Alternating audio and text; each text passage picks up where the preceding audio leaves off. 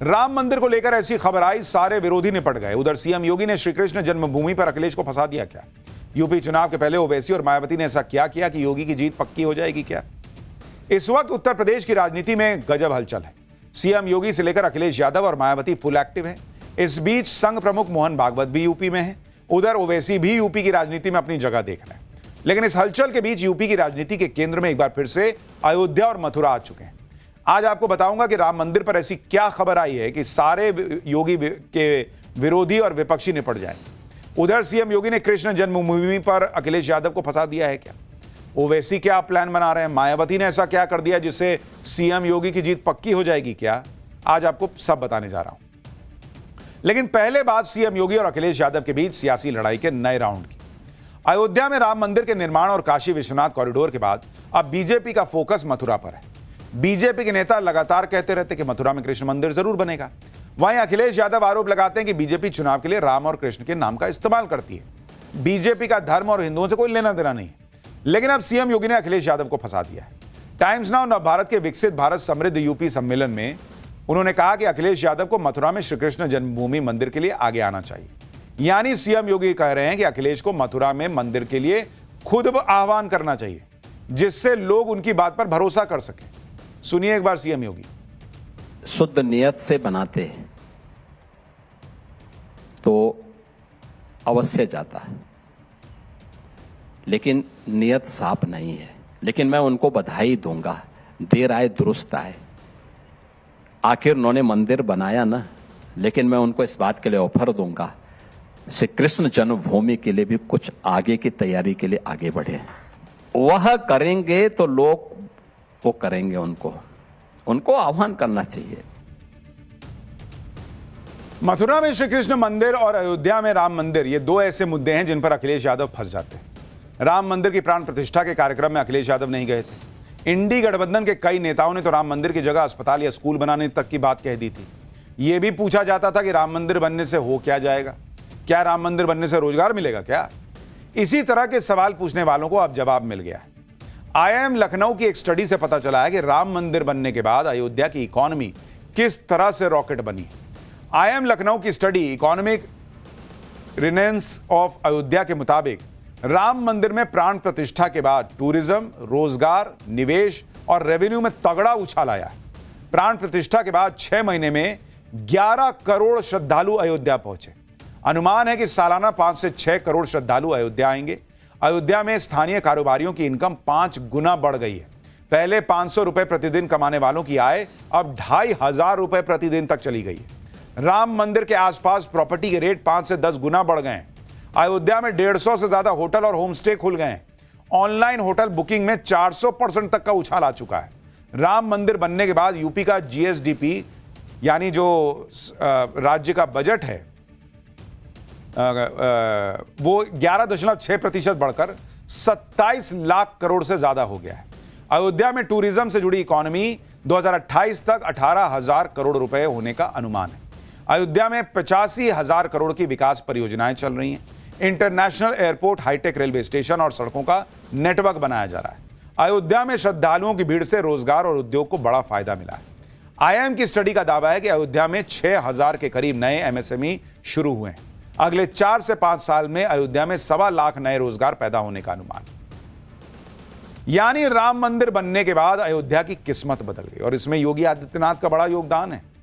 क्योंकि ऐसा नहीं कि सिर्फ राम मंदिर बन गया, वहां जो लोग आएंगे उनके लिए क्या व्यवस्था होनी चाहिए, लॉ एंड ऑर्डर कैसा होना चाहिए, सारी चीजों की व्यवस्था पुख्ता की गई, इसलिए यह उछाल दिख रहा है।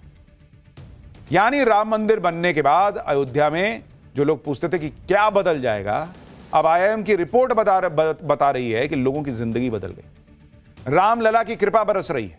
हर सेक्टर में विकास हो रहा है और इसका सीधा फायदा अयोध्या के लोगों को मिल रहा है। सुनिए खुद अयोध्या की पब्लिक क्या बता रही है।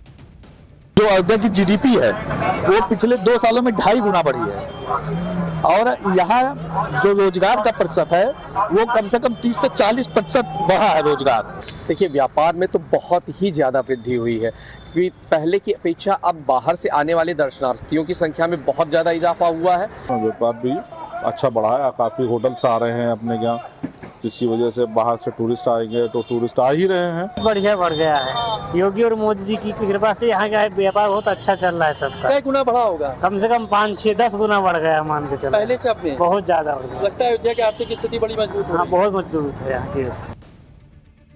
यानी अयोध्या के लोग बम बम है, मोदी योगी की वजह से उनकी जिंदगी बदल गई, ये कह रहे हैं। अब अयोध्या के लोगों का तो समय बदल गया। इस वक्त उत्तर प्रदेश की राजनीति में गजब हलचल है। सीएम योगी से लेकर अखिलेश यादव और मायावती फुल एक्टिव हैं। इस बीच संघ प्रमुख मोहन भागवत भी यूपी में हैं। उधर ओवैसी भी यूपी की राजनीति में अपनी जगह देख रहे हैं। लेकिन इस हलचल के बीच यूपी की राजनीति के केंद्र में एक बार फिर से अयोध्या और मथुरा आ चुके हैं। आज आपको बताऊंगा कि राम मंदिर पर ऐसी क्या खबर आई है कि सारे योगी के विरोधी और विपक्षी निपट जाएंगे। उधर सीएम योगी ने कृष्ण जन्मभूमि पर अखिलेश यादव को फंसा दिया है क्या? ओवैसी क्या प्लान बना रहे हैं? मायावती ने ऐसा क्या कर दिया जिससे सीएम योगी की जीत पक्की हो जाएगी क्या? आज आपको सब बताने जा रहा हूं। लेकिन पहले बात सीएम योगी और अखिलेश यादव के बीच सियासी लड़ाई के नए राउंड की। अयोध्या में राम मंदिर के निर्माण और काशी विश्वनाथ कॉरिडोर के बाद अब बीजेपी का फोकस मथुरा पर है। बीजेपी के नेता लगातार कहते रहते कि मथुरा में कृष्ण मंदिर जरूर बनेगा। वहीं अखिलेश यादव आरोप लगाते हैं कि बीजेपी चुनाव के लिए राम और कृष्ण के नाम का इस्तेमाल करती है। बीजेपी का धर्म और हिंदुओं से कोई लेना देना नहीं है। लेकिन अब सीएम योगी ने अखिलेश यादव को फंसा दिया है। टाइम्स नाउ नवभारत के विकसित भारत समृद्ध यूपी सम्मेलन में उन्होंने कहा कि अखिलेश यादव को मथुरा में श्री कृष्ण जन्मभूमि मंदिर के लिए आगे आना चाहिए। यानी सीएम योगी कह रहे हैं कि अखिलेश को मथुरा में मंदिर के लिए खुद आह्वान करना चाहिए, जिससे लोग उनकी बात पर भरोसा कर सके। सुनिए एक बार सीएम योगी। शुद्ध नियत से बनाते हैं तो अवश्य जाता है, लेकिन नियत साफ नहीं है। लेकिन मैं उनको बधाई दूंगा, देर आए दुरुस्त आए।